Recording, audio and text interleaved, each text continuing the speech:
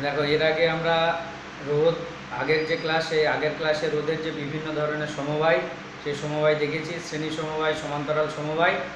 সেই শ্রেণী এবং সমান্তরাল সমবায়ের যে ইকুইভ্যালেন্ট রেজিস্ট্যান্স, সেই ইকুইভ্যালেন্ট রেজিস্ট্যান্স কত হবে, সেই সঙ্গে সঙ্গে আমরা দেখেছি কি ইন্টারনাল রেজিস্ট্যান্স এবং যে ইএমএফ, সেই ইএমএফ দেখেছি। আজকে যেটা হবে সেটা হচ্ছে কি কার্বন রেজিস্টার।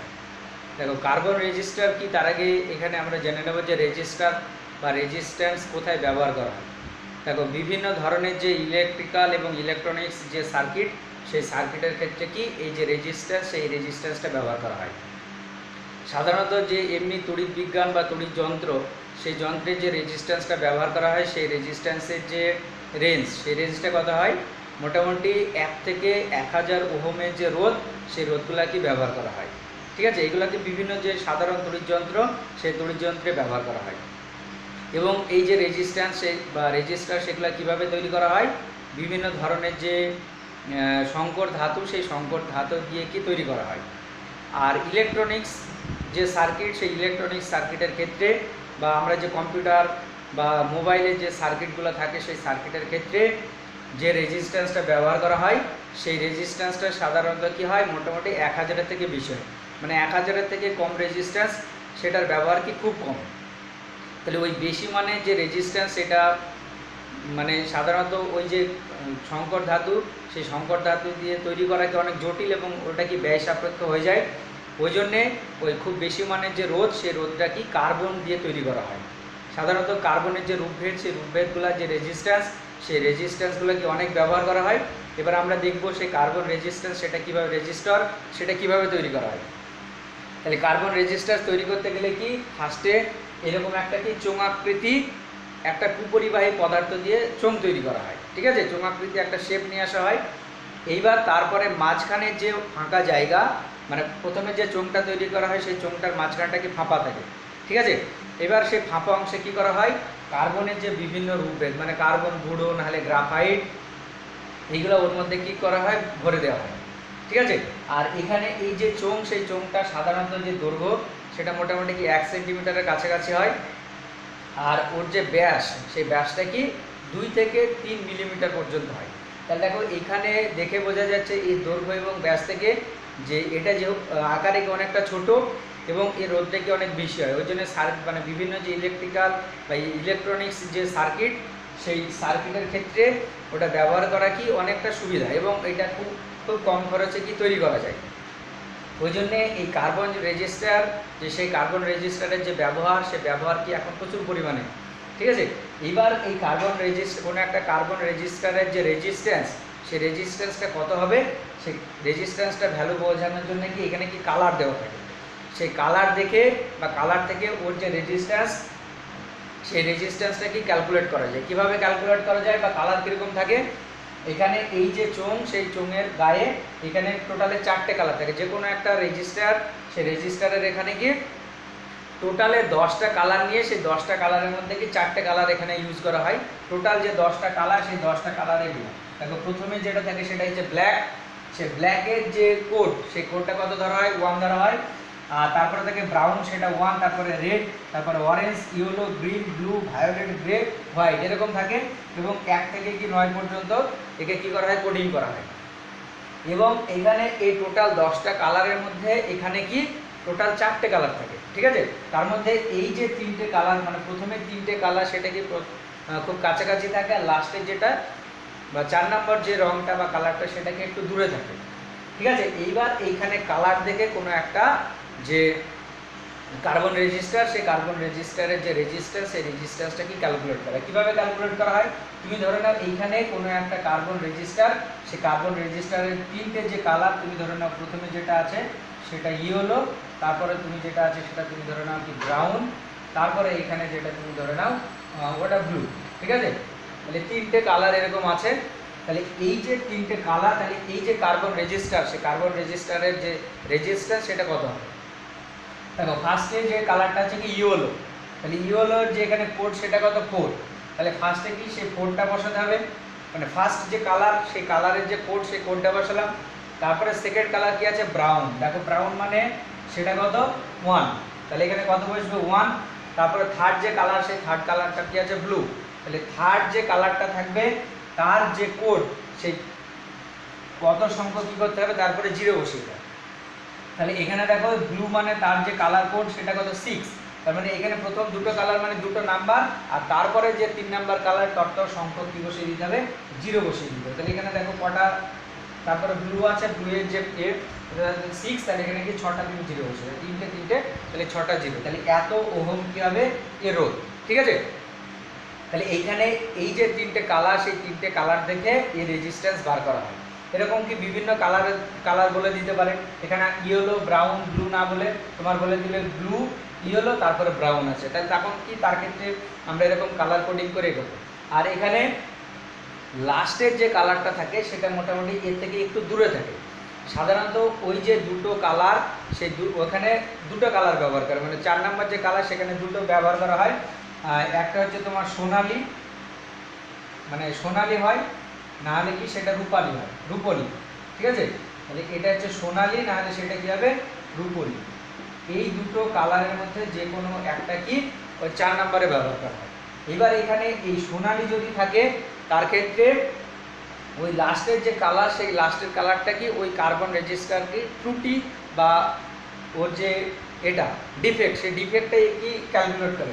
যদি ধরো সোনালি কালার থেকে লাস্টেরটা, তাহলে তার যে ত্রুটি সেটা কত ধরা হয় 5%। ঠিক আছে, তাহলে ত্রুটিটা 5% মানে কি বোঝাচ্ছে, ত্রুটিটা 5% মানে আচ্ছা একটু দেখো, এর ত্রুটিটা 5% মানে বোঝাচ্ছে যে ওর ওইটা মানে এই যে রেজিস্ট্যান্সটা আমরা পেয়েছি তার থেকে 5% কি বেশিও হতে পারে কমও হতে পারে। তুমি ধরে নাও এখানে লাস্টের যে কালারটা সেই লাস্টের কালারটা যদি ধরো সোনালি থাকে তাহলে রেজিস্ট্যান্স কত, তখন ত্রুটি হবে দেখো 4, এখানে 6টা 0 ইন্টু এখানে কত হবে 5/100। ঠিক আছে, তাহলে এখানে দুটো শূন্য কেটে দাও, তাহলে এখানে দেখো এইটা গুণ করলে তাহলে এর যে রেজিস্ট্যান্স কি মানে এত, এইটার সঙ্গে এত কি যোগ হতে পারে বা এইটার সঙ্গে এত কি বিয়োগ, মানে ওই রেঞ্জের মধ্যে হবে। ঠিক আছে, তুমি ধরে নাও এখানে একটা সহজ ক্যালকুলেশন, যে তুমি ধরে নাও কোনো একটা যে রেজিস্ট্যান্স সেটা তুমি ধরে নাও হলো কত 500।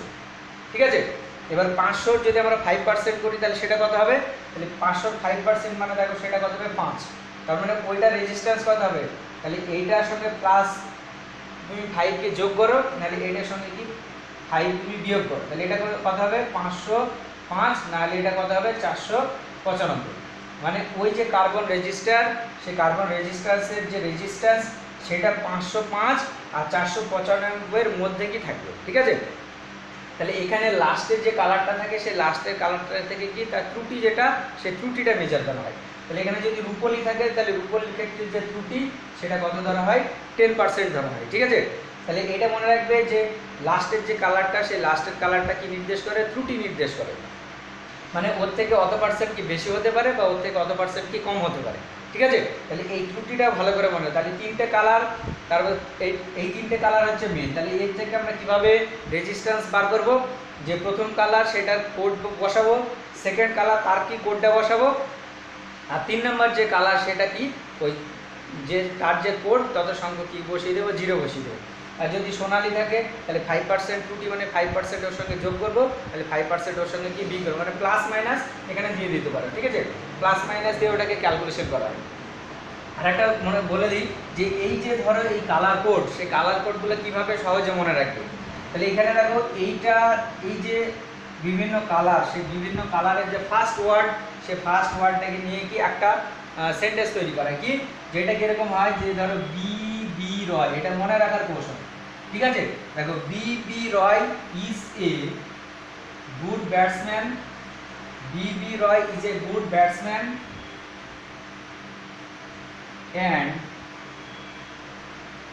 and a very good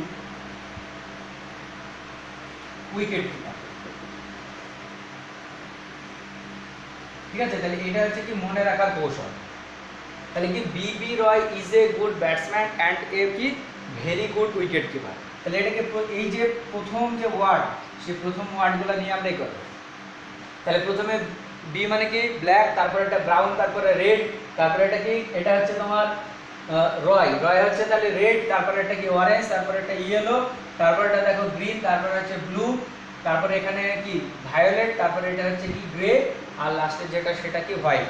তাহলে এইটা মনে রাখবে যে B B Roy is a good batsman and a very good wicket keeper. তাহলে এটা যদি তোমরা মনে রাখো তাহলে এখান থেকেই যে কালার কোড, সেই কালার কোডগুলো পেয়ে যাবে। আর কালার কোড যদি তুমি পেয়ে যাও তাহলে এখান থেকে কোনো একটা 3টে কালার যদি জানা থাকে, সেই কালার থেকে কি আমরা তার যে রেজিস্ট্যান্স, সেই রেজিস্ট্যান্সটা কি বার করতে হবে। ঠিক আছে, এটা অবশ্যই ভালো করে দেখবে, এখান থেকে কোশ্চেন আসে। আচ্ছা, এরপরে যেটা আছে সেটা হচ্ছে শান্ট। দেখো শান্ট হচ্ছে বা শান্ট, এটা হচ্ছে একটা ক্ষুদ্র মানের রেজিস্ট্যান্স।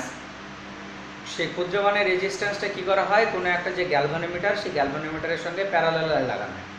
এবার দেখো এটা কেন লাগানো হয়, যে কোনো একটা বর্তনী, সেই বর্তনীর মধ্যে প্রবাহ যাচ্ছে কি না, ঠিক আছে, তাহলে সেটা জানার জন্য কি গ্যালভানোমিটার ব্যবহার করা হয়। ঠিক আছে, এইবার গ্যালভানোমিটার, সেই গ্যালভানোমিটারের যে কারেন্ট যদি ধরো কোনো কারণে বেশি চলে যায়, বা যে কোনো একটা তড়িৎ যন্ত্র সে যতটা কারেন্ট সহ্য করতে পারবে তার থেকে যদি বেশি পরিমাণে কারেন্ট চলে যায়, তা তখন সেই যন্ত্রটাকে হিসেবে নষ্ট হয়ে যাবে। এবার গ্যালভানোমিটার, সেই গ্যালভানোমিটারের মধ্যে যাতে খুব বেশি পরিমাণে কারেন্ট না চলে যায়, বা কোনো একটা বর্তনী, সেই বর্তনীতে গ্যালভানোমিটারকে রক্ষা করার জন্য সেই গ্যালভানোমিটারের সঙ্গে প্যারালালে কি করা হয়, একটা রেজিস্ট্যান্স লাগানো হয়। সেই রেজিস্ট্যান্সটাকে বলা হচ্ছে কি শান্ট, এবং সেই শান্ট যেটা লাগানো হয় সেই তার যে রেজিস্ট্যান্স, সেই রেজিস্ট্যান্সটা কী হয়, খুব কম হয়। এবার আমরা এখানে দেখব যে শান্টটা লাগানো হচ্ছে সেই শান্টের ভ্যালুটা কত। তাহলে এর যে সার্কিট, সেই সার্কিটটা কীরকম হবে, দেখো তাহলে কোনো একটা তড়িৎ যন্ত্র, সেই তড়িৎ যন্ত্রে তুমি ধরে নাও কি একটা গ্যালভানোমিটার আছে, ঠিক আছে। এবার এখানে ধরো একটা ব্যাটারি, সেই ব্যাটারির সঙ্গে যুক্ত আছে।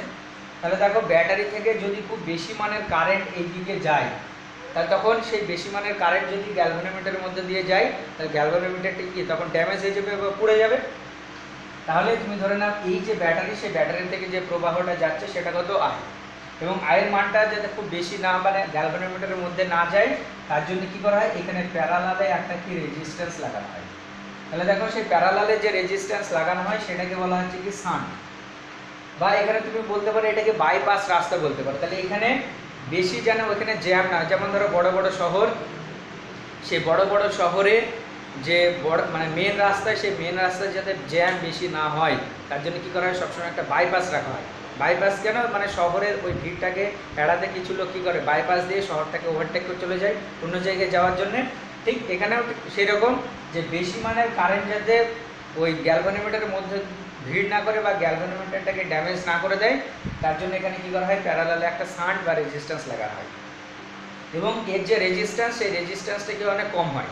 এই রেজিস্ট্যান্সটা অনেক যদি কম হয় তাহলে দেখো ম্যাক্সিমাম কারেন্টটা কী হয়ে যাবে, শান্টের মধ্যে দিয়ে যাবে। তাহলে ম্যাক্সিমাম কারেন্ট যখনই শান্টের মধ্যে দিয়ে চলে যাবে, তখন গ্যালভানোমিটার যেটা, সেই গ্যালভানোমিটারটাকে কী করা যাবে, প্রোটেক্ট করা যাবে। ঠিক আছে, তাহলে দেখো এইখানে আই পরিমাণে যে কারেন্ট, সেটা কারেন্টটা এখানে গিয়ে দেখো একটা এদিকে অংশে চলে যাবে, একটা যেহেতু এটা প্যারালাল কানেকশান, তাহলে তুমি ধরে নাও এই দিকটা এ প্রান্ত আর এই দিকটা কি বি প্রান্ত। তাহলে গ্যালভানোমিটার এবং শান্টের যে দুই প্রান্তের ভোল্টেজ ডিফারেন্স, সেই ভোল্টেজ ডিফারেন্স কি সেম হবে, কেন প্যারালাল কানেকশন আছে। আর এখানে যে প্রবাহ, সেই প্রবাহটাই আলাদা হবে। তুমি ধরে নাও গ্যালভানোমিটারের মধ্যে দিয়ে যে কারেন্টটা যাচ্ছে সেটা কত আইজি, আর শান্টের মধ্যে দিয়ে যে কারেন্টটা যাচ্ছে সেটা কত আইএস। ঠিক আছে, এইবার এখানে দেখো যে গ্যালভানোমিটার, সেই গ্যালভানোমিটারের যে রেজিস্ট্যান্স সেটা আমরা তুমি ধরে নাও জি, আর শান্টের যে রেজিস্ট্যান্স সেটা কত এস। এবার দেখো গ্যালভানোমিটার আর শান্ট সেটা কিসে আছে, প্যারালাল কানেকশন আছে। তাহলে এদের যে ইকুইভ্যালেন্ট রেজিস্ট্যান্স, ঠিক আছে, ইকুইভ্যালেন্ট রেজিস্ট্যান্স কত হবে,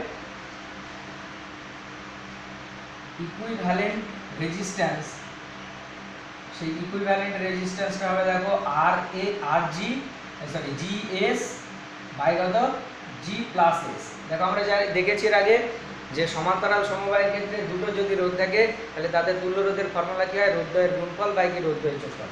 তাহলে এটা হচ্ছে কি শান্ট। আর এদের দুই প্রান্তের বিভব প্রভেদ কত, দেখো ভিএ মাইনাস ভিবি। তাহলে এখানে যদি আমরা ওহমের সূত্র বসাই, ভিএ মাইনাস ভিবি এটা ইকুয়াল টু কি হবে আই ইন্টু আর। তাহলে আর মানে কি, এখানে ইকুইভ্যালেন্ট রেজিস্ট্যান্স, সেটা কত জি এস বাই কত জি প্লাস এস। ঠিক আছে, তাহলে এখানে টোটাল যে কারেন্ট, সেই টোটাল কারেন্টটা কত আই, আর এখানে টোটাল যে রেজিস্ট্যান্স বা ইকুইভ্যালেন্ট রেজিস্ট্যান্স সেটা কত GS by G plus S. এবার দেখো এখানে গ্যালভানোমিটারের মধ্যে দিয়ে কত কারেন্ট যাচ্ছে আর শান্টের মধ্যে দিয়ে কত কারেন্ট যাচ্ছে সেটা আমরা বার করবো। দেখো এর আগে আগের যে আগের ক্লাসে আলোচনা করা হয়েছিল যে দুটো রেজিস্ট্যান্স যদি প্যারালালে থাকে তাহলে এখানে প্রথম যে রেজিস্ট্যান্স সেই প্রথম রেজিস্ট্যান্সের মধ্য দিয়ে যে প্রবাহ সেটা কি হয় মোট প্রবাহ ইনটু অন্যটা রোধ বাই কি রোধের যোগফল। তাহলে এখানে দেখো গ্যালভানোমিটারের মধ্য দিয়ে যে কারেন্টটা যাচ্ছে সেটা যদি আইজি হয় তাহলে আইজি ইকুয়াল টু কি মোট প্রবাহ আই ইনটু কি অন্যটা রোধ মানে এস বাই কত হবে দেখো জি প্লাস এস অর্থাৎ রোধের যোগফল। ঠিক একই রকমভাবে শান্টের মধ্য দিয়ে যে কারেন্টটা যাচ্ছে সেই শান্টের মধ্য দিয়ে কারেন্ট আইএস এটা ইকুয়াল টু কি হবে দেখো আই ইনটু জি বাই কত জি প্লাস এস। ঠিক আছে, তাহলে এবার দেখো এই দুটো যদি আমরা অনুপাত করি তাহলে অনুপাত কি হবে অর্থাৎ আইজি বাই আইএস, সেই IG by IS equal to কত হবে দেখো কত হবে এস বাই জি।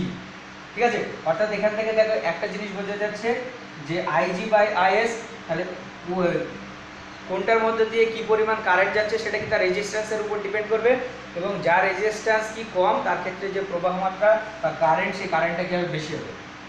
তাহলে এই ইকুয়েশনটা মনে রাখবে আইজি বাই আইএস এটা ইকুয়াল টু কত এস বাই জি।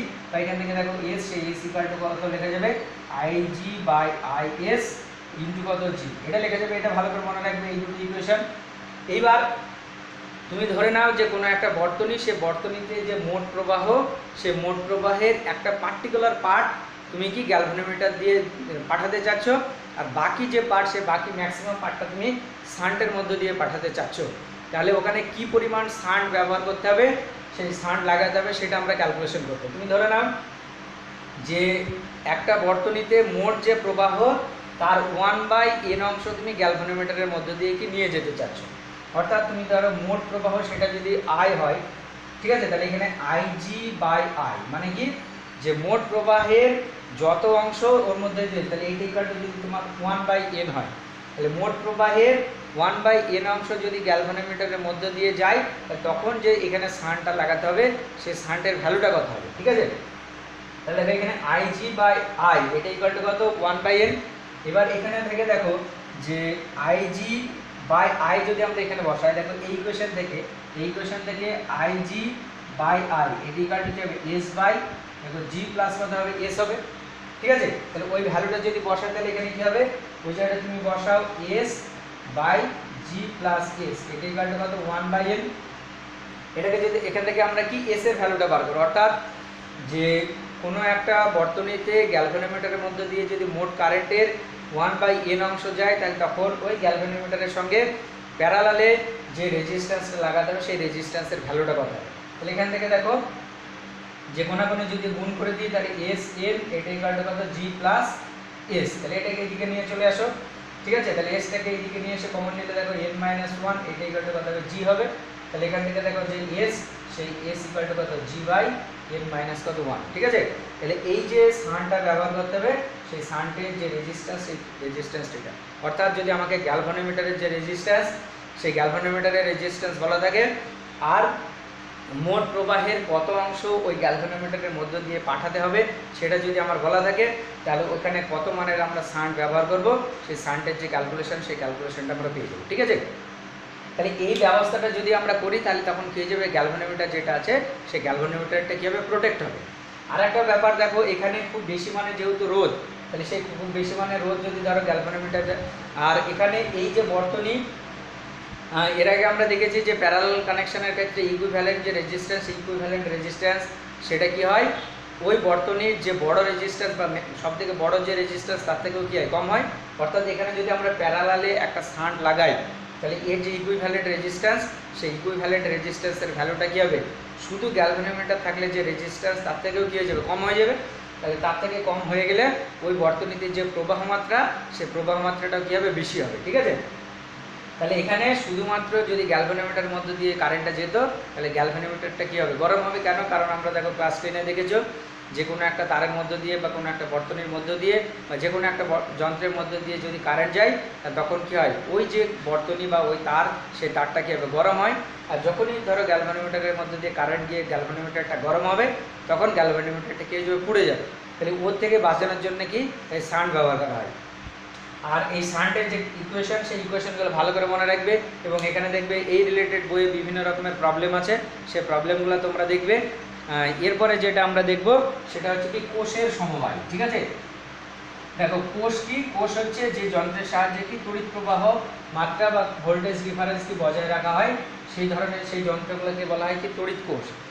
সেই তড়িৎ কোষ নিয়ে এর আগে আমরা আলোচনা করেছি যে তড়িৎ কোষ হচ্ছে যে যন্ত্রের সাহায্যে কি সবসময় কোনো একটা বর্তনী, সে বর্তনীতে যদি তড়িৎচালক বলটা কি যোগান দেয়। দেখো তড়িৎচালক বল যোগান দেওয়া মানে সেখানে কি একটা ভোল্টেজ ডিফারেন্স থাকবে, আর ভোল্টেজ ডিফারেন্স থাকা মানে কি সেখানে একটা প্রবাহ যাবে। ঠিক আছে, তাহলে এইবার আমরা সেই যে কোষ, সেই কোষ যে কোষের যে সমবায়, সেই সমবায়টা দেখব। অর্থাৎ দেখো কোনো একটা বর্তনী, সে বর্তনীতে যদি আমাদের বেশি মানের প্রবাহ পেতে হয়, তাহলে অনেক সময় কি যে একটা কোষে কাজ করে না, ওই জন্য একাধিক কোষকে কি আমরা বিভিন্ন ধরনের যে সমবায়, সেই সমবায়ে ব্যবহার করি। ঠিক আছে, তাহলে ফার্স্টে যেটা আমরা দেখব কি যে সিরিজ কম্বিনেশন। ঠিক আছে, series combination of cell. Series combination কি সেটা আমরা দেখো যে রেজিস্ট্যান্স, সেই রেজিস্ট্যান্সের ক্ষেত্রে দেখেছি সিরিজ কম্বিনেশন হচ্ছে যে একটা তার যদি শেষ হয় তার আর আরেকটা যদি শুরু হয় তাহলে তখন সেই ধরনের কম্বিনেশনকে বলা হয় কি সিরিজ কম্বিনেশন। দেখো সেল, সেই সেলের যে বর্তনী চিত্র সেটা আমরা আগে দেখেছি। সেলকে কিভাবে অঙ্কন করা হয়, যে যেটা উচ্চ বিভব বা যেটা পজিটিভ সেটা বড়, আর যেটা নেগেটিভ বা নিম্ন বিভব সেটাকে ছোট দ্বারা দেওয়া হয়। এইবার এখানে সিরিজ কম্বিনেশনের ক্ষেত্রে কি করা হয়, কোনো একটা সেলের পজিটিভ প্রান্ত আর নেগেটিভ প্রান্ত থাকলেও এবার এই নেগেটিভ প্রান্তের সঙ্গে কি একটা পজিটিভ প্রান্ত আবার একটা এরকম ধরো পরপর আমরা যদি যুক্ত করি, তাহলে সেই ধরনের এই কম্বিনেশনকে বলা হবে কি সিরিজ কম্বিনেশন। তাহলে এখানে ধরো আমরা তিনটে সেল নিয়েছি। ঠিক আছে, সেই তিনটে সেল এখানে আছে, আর এখানে তুমি ধরো না বহির যে বর্তনী বা এখানে কি আমরা একটা এক্সটার্নাল যে রেজিস্ট্যান্স, সেই এক্সটার্নাল রেজিস্ট্যান্স লাগিয়ে দিয়েছি। তাহলে এখানে যে সেলটা আছে তার তুমি ধরে নাও যে ইএমএফ বা তড়িৎচালক বল সেটা কত স্মল ই, এটা ই, এটাই, অর্থাৎ সেম টাইপের তিনটে কোষকে আমরা কি করেছি সিরিজ কম্বিনেশনে রেখেছি। তার সঙ্গে কি একটা এক্সটার্নাল যে রেজিস্ট্যান্স, সেই এক্সটার্নাল রেজিস্ট্যান্স সেটা হচ্ছে কত আর। এইবার আমরা বার করব যে এই যে সেলটা, সেই সেলটার ইকুইভ্যালেন্ট যে ইএমএফ বা তড়িৎচালক বল, সেই তড়িৎচালক বলটা কত হবে। তাহলে দেখো এখানে আমরা কিভাবে বার করব। তাহলে দেখো যে এই যে বর্তনী, সে বর্তনীর টোটাল ইএমএফ কত হবে। তাহলে দেখো তিনটেই যেহেতু সিরিজ কম্বিনেশন আছে, তাহলে সিরিজ কম্বিনেশনে যদি থাকে তাহলে টোটাল ইএমএফ এটাই কি হবে 3E। এবার দেখো যেহেতু তিনটে কোষ আছে, এর আগে আমরা ইএমএফ পড়ার সময় দেখেছি যে কোষ মানে কি তার একটা কি ইন্টারনাল রেজিস্ট্যান্স থাকে। তাহলে এইটার যে ইন্টারনাল রেজিস্ট্যান্স সেটা তুমি ধরে নাও স্মল আর, এটা স্মল আর, তিনটে একই যেহেতু তাহলে তিনটের কি স্মল আর হবে। ঠিক আছে, এবার দেখো এইটা সিরিজে, তার সঙ্গে এই এক্সটার্নাল যে রেজিস্ট্যান্স সেটা কি আছে সিরিজে আছে। তাহলে এর যে টোটাল রেজিস্ট্যান্স, সেই টোটাল রেজিস্ট্যান্সটা কি হবে, তাহলে দেখো টোটাল যে রেজিস্ট্যান্স, সেই রেজিস্ট্যান্সের ভ্যালু হবে এটা ইকুয়াল টু দেখো 3R প্লাস কত হবে ক্যাপিটাল R। ঠিক আছে, তাহলে মোট তড়িৎচালক বল বা টোটাল ইএমএফ সেটা কত 3E, আর মোট রোধ, সেই মোট রোধ কোনটা এইটা। তাহলে এই বর্তনীর যে মোট প্রবাহ বা টোটাল যে কারেন্ট, সেই কারেন্টের ভ্যালু কি হবে। তাহলে এখানে দেখো কারেন্ট আই, সেই আই ইকুয়াল টু কত আসবে, দেখো কারেন্ট আই ইকুয়াল টু হবে 3E বাই কত 3R প্লাস কত ক্যাপিটাল R, এটা হবে। তাহলে এখানে তিনটে যদি আমরা কোষ নিই, তাহলে সেই তিনটে কোষের ক্ষেত্রে তড়িৎচালক প্রবাহ মাত্রা বা কারেন্ট, যে কারেন্টের ইকুয়েশন কোনটা এটা আসছে। এবার যদি আমরা তিনটে না নিয়ে ধরো n সংখ্যক কোষকে ব্যবহার করি, তাহলে n সংখ্যক কোষের ক্ষেত্রে যে কারেন্ট, সেই কারেন্টের ভ্যালু কত আসবে, দেখো NE বাই কি হবে NR প্লাস কত ক্যাপিটাল R। তাহলে এইটা হচ্ছে যে n সংখ্যক কোষ, সেই n সংখ্যক কোষকে যদি আমরা শ্রেণী সমবায়ে ব্যবহার করি, তাহলে সেই শ্রেণী সমবায়ের ক্ষেত্রে ওর যে ইকুইভ্যালেন্ট যে এটা তড়িৎচালক বল, সেইটা রেজিস্ট্যান্স এবং সেই সঙ্গে সঙ্গে যে মোট প্রবাহ, সেই মোট প্রবাহটা আমরা পাবো। ঠিক আছে, এবার এখানে দেখো যে বিভিন্ন ধরনের যে কন্ডিশন এখান থেকে ক্রিয়েট করা হয়। কীরকম, যদি ধরো এরকম হয় যে are very very greater than কত NR, তাহলে are very very greater than NR মানে কি, যে যদি ওই এক্সটার্নাল যে রেজিস্ট্যান্স, সেই এক্সটার্নাল রেজিস্ট্যান্সের ভ্যালুটা ওর যে ইন্টারনাল রেজিস্ট্যান্স, সেই ইন্টারনাল রেজিস্ট্যান্সের থেকে অনেক অনেক গুণ বড় হয়, তাহলে দেখো এখানে আরটা যদি NR এর থেকে অনেক বড় হয়, তাহলে আর এর সঙ্গে NR যোগ করাও যায়, না যোগ করাও যায়, যেহেতু এটা ক্ষুদ্র, তখন আয়ের যে ভ্যালু, সেই আয়ের ভ্যালু কত হবে, দেখো আয়ের ভ্যালু কত হবে NE বাই কত R, তাই না। অর্থাৎ দেখো যে একটা কোষ ব্যবহার করলে যে আমরা যদি ধরো n সংখ্যক না ব্যবহার করে একটা ব্যবহার করি, তাহলে ওর যে প্রবাহ মাত্রা I, সে I কত হবে E/R হবে। দুটো ব্যবহার করলে কত হবে 2E/R হবে। তিনটে ব্যবহার করলে কত 3E/R হবে। n সংখ্যক ব্যবহার করলে কত NE/R। অর্থাৎ কোনো একটা বর্তনী, সেই বর্তনীর ক্ষেত্রে এক্সটার্নাল যে রেজিস্ট্যান্স, সেই এক্সটার্নাল রেজিস্ট্যান্সটা যদি কোষের ইন্টারনাল রেজিস্ট্যান্সের যে টোটাল যোগফল তার থেকে যদি অনেক অনেক গুণ বড় হয়, তাহলে একটা ব্যবহার করলে যে প্রবাহ পাওয়া যাবে n সংখ্যক ব্যবহার করলে প্রবাহ মাত্রাটা কি তার n গুণ হয়ে যাবে। ঠিক আছে, তাহলে এটা মনে রাখবে যে এক্সটার্নাল রেজিস্ট্যান্সটা যদি ওই টোটাল ইন্টারনাল রেজিস্ট্যান্সের থেকে অনেক বেশি হয়, তখন একটা ব্যবহার করলে যা প্রবাহ মাত্রা পাওয়া যাবে n সংখ্যক ব্যবহার করলে প্রবাহ মাত্রাটা কি হয়ে যাবে তার n গুণ হয়ে যাবে। ঠিক আছে, এবার 2 নম্বর কন্ডিশন, যদি n/r গ্রেটার দ্যান কত হয়, ভেরি ভেরি গ্রেটার দ্যান এবার r হয়, মানে উল্টোটা, যদি কোষগুলোর টোটাল ইন্টারনাল রেজিস্ট্যান্স, সেই টোটাল ইন্টারনাল রেজিস্ট্যান্সের ভ্যালুটা যদি এক্সটার্নাল রেজিস্ট্যান্সের থেকে অনেক অনেক গুণ বেশি হয়, তখন দেখো যে I নিয়ার অ্যাবাউট কত লেখা যাবে, তাহলে I এটা প্রায় দেখো লেখা যাবে, তার উপরে কি আছে NE বাই কত NR, এটা ইকুয়াল টু দেখো কত হবে E/R হয়ে যাবে। অর্থাৎ দেখো একটা কোষ ব্যবহার করলেও যা হবে, n সংখ্যক যদি কোষ আমরা ব্যবহার করি তাও কি হবে, একই হবে। ঠিক আছে, তাহলে এই যে দুটো কন্ডিশন, এই দুটো কন্ডিশন ভালো করে মনে রাখবে যে যদি সিরিজ কানেকশন, সেই সিরিজ কানেকশনের ক্ষেত্রে যদি এক্সটার্নাল রেজিস্ট্যান্সটা ইন্টারনাল রেজিস্ট্যান্সগুলো থেকে অনেক বেশি হয়, তাহলে একটা ব্যবহার করলে যে আমরা প্রবাহ মাত্রা পাবো, n সংখ্যক ব্যবহার করলে প্রবাহ মাত্রাটা কী হবে, তার n গুণ হয়ে যাবে। আর ইন্টারনাল রেজিস্ট্যান্সের মোট ভ্যালু যদি এক্সটার্নাল রেজিস্ট্যান্সের থেকে বেশি হয়, তাহলে মোট প্রবাহটা কী হয়ে যাবে, একটা ব্যবহার করলে যা হবে n সংখ্যক ব্যবহার করলে কি তাই হবে। ওই জন্যে যখন আমরা সিরিজ কম্বিনেশন ব্যবহার মানে কম্বিনেশনে কোনো সেলকে লাগাবো, তাহলে এটা এমন মানে যদি কোষগুলোর অভ্যন্তরীণ রোধের মানটা কম হয় আর এক্সটার্নাল রেজিস্ট্যান্সটা বেশি হয়, তখনই কিন্তু আমরা সিরিজ কম্বিনেশনে লাগাবো। ঠিক আছে, তাছাড়া কিন্তু দেখো আমরা তো কোনো ফল পাবো না। একটা ব্যবহার করলে যা ফল, n সংখ্যক ব্যবহার করলে তার রেজাল্ট কী হচ্ছে, একই হচ্ছে। ওই জন্যে এটা মাথায় রাখতে হবে যে সিরিজ কম্বিনেশনে আমরা তখনই লাগাবো যদি কোষগুলোর ইন্টারনাল রেজিস্ট্যান্স, সেই ইন্টারনাল রেজিস্ট্যান্সগুলো কী হয়, খুব কম হয়। ঠিক আছে, তাহলে এটা হলো। এরপরে যেটা আমরা দেখবো সেটা হচ্ছে কি প্যারালাল কানেকশন বা প্যারালাল কম্বিনেশন। দেখো আমরা রেজিস্ট্যান্সের ক্ষেত্রে প্যারালাল কম্বিনেশন কীরকম হয় দেখেছি। তাহলে দেখো প্যারালাল যে কম্বিনেশন, সেই কম্বিনেশন হচ্ছে যে সবগুলার কি শুরু যদি এক আর শেষগুলোও যদি কি হয় এক হয়, তাহলে তখন সেই ধরনের কি বলা হয়, প্যারালাল কম্বিনেশন। অর্থাৎ অনেকগুলো কোষ, তার প্রত্যেকটা পজিটিভ প্রান্ত যদি একদিকে থাকে আর প্রত্যেকটা যদি নেগেটিভ প্রান্ত একদিকে থাকে, তখন সেই ধরনের কানেকশনকে কি বলা হয়, প্যারালাল কানেকশন বা প্যারালাল কম্বিনেশন। ঠিক আছে, এখানে কি করা হলো, একটা এক্সটার্নাল রেজিস্ট্যান্স।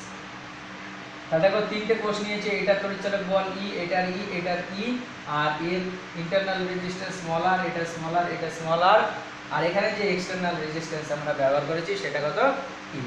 এবার দেখো এখানে প্যারালাল কম্বিনেশন, সেই প্যারালাল কম্বিনেশন ক্ষেত্রে যে টোটাল ইএমএফ, সেই টোটাল ইএমএফটা কী হবে, টোটাল ইএমএফ এটা হবে যে কোনো একটার মানের সঙ্গে কি সমান হবে, অর্থাৎ E হবে। কেন, দেখো এখানে কি আছে, প্যারালাল কম্বিনেশন আছে, তাহলে এখানে কারেন্ট যেটা, সেই কারেন্টটা কি বিভিন্ন দিকে ডিভাইড হয়ে যাবে। ঠিক আছে, তাহলে এইবার এখানে এই যে এইটা এইটা এইটা যে রেজিস্ট্যান্স, সেই রেজিস্ট্যান্সগুলো আবার কিসে আছে, এরা পরস্পর দেখো প্যারালাল কম্বিনেশন আছে। তাহলে কোষের যে টোটাল ইন্টারনাল রেজিস্ট্যান্স, এটা কি হবে 1/r plus 1/r plus 1/r। ঠিক আছে, এইটা তুমি 1/r ড্যাশ ধরে নাও। তাহলে কোষের যে অভ্যন্তরীণ রোধ তিনটে, তার সমতুল্য রোধ করতে হবে এটা, তাহলে এইটা ইকুয়াল টু দেখো কত হবে 3/r, এখান থেকে r ড্যাশ, এই r ড্যাশ ইকুয়াল টু কত হবে r/3। তাহলে দেখো এইবার এই r ড্যাশ বা r/3, তার সঙ্গে rটা কি আছে, সিরিজ কম্বিনেশন আছে।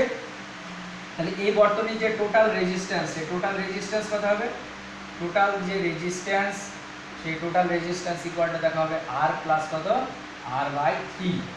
তাহলে দেখো এখানে টোটাল ইএমএফ সেটা কত E, আর টোটাল রেজিস্ট্যান্স সেটা কত r প্লাস r/3। তাহলে এখান থেকে যদি আমরা এর কারেন্ট বার করি, ঠিক আছে, কারেন্ট, সেই কারেন্টের ভ্যালু কত হবে, কারেন্টের ভ্যালু দেখা হবে E/r প্লাস কত স্মল r বাই কত 3। তাহলে এটাকে যদি করে যাবে, এটা হবে 3E বাই কত হবে 3r প্লাস কত স্মল r। ঠিক আছে, তাহলে এই তিনটে যদি ব্যবহার করি, তাহলে তিনটের ক্ষেত্রে এরকম হবে। এবার যদি আমরা n সংখ্যক ব্যবহার করি, তাহলে তার ক্ষেত্রে যে কারেন্ট, সেই কারেন্টের ভ্যালু কত হবে, দেখো NE বাই কত হবে NR প্লাস কত আর। ঠিক আছে, তাহলে এখানে দেখো এই ইকুয়েশনটা ভালো করে মনে রাখবে যে প্যারালাল কম্বিনেশন, সেই প্যারালাল কম্বিনেশনের ক্ষেত্রে কোনো একটা সেলের যে সমবায়, সেই সমবায়ের ক্ষেত্রে যে মোট প্রবাহ, সেই মোট প্রবাহ I, say I equal to কত হবে এনই বাই এন আর প্লাস কত আর। ঠিক আছে, এই ইকুয়েশনটা মনে রাখবে। এইবার আমরা কি কন্ডিশনগুলো দেখবো। এক নম্বর কন্ডিশন কি, যদি ধরো N are very very greater than কত স্মল আর হয়, বা এখান থেকে are very very greater than কত আর বাই এন হয়, তাহলে দেখো তখন কি হবে যে এটা থেকে এটা আমরা কি যোগ করবো না, তাহলে এখানে দেখো যে আই এটা নিয়ারলি ইকুয়াল টু, তখন কি হবে নিয়ারলি ইকুয়াল টু, যদি ইকুয়াল টু তোমার ধরো এন ই বাই কত হবে এন আর, অর্থাৎ দেখো এটা কত ই বাই আর। ঠিক আছে, অর্থাৎ যে সমান্তরাল সমবায়ে, সেই সমান্তরাল সমবায়ের ক্ষেত্রে যদি এক্সটার্নাল যে রেজিস্ট্যান্স, সেই এক্সটার্নাল রেজিস্ট্যান্সের ভ্যালুটা যদি কোষের যে ইন্টারনাল রেজিস্ট্যান্স, সেই ইন্টারনাল রেজিস্ট্যান্সের 1/n গুণের থেকেও যদি বেশি হয়, তাহলে তখন একটা ব্যবহার করলে যা আমরা কি পাবো, প্রবাহ পাবো, n সংখ্যক ব্যবহার করলে প্রবাহের ভ্যালুটা কি হবে, সেম থাকবে, তাই না।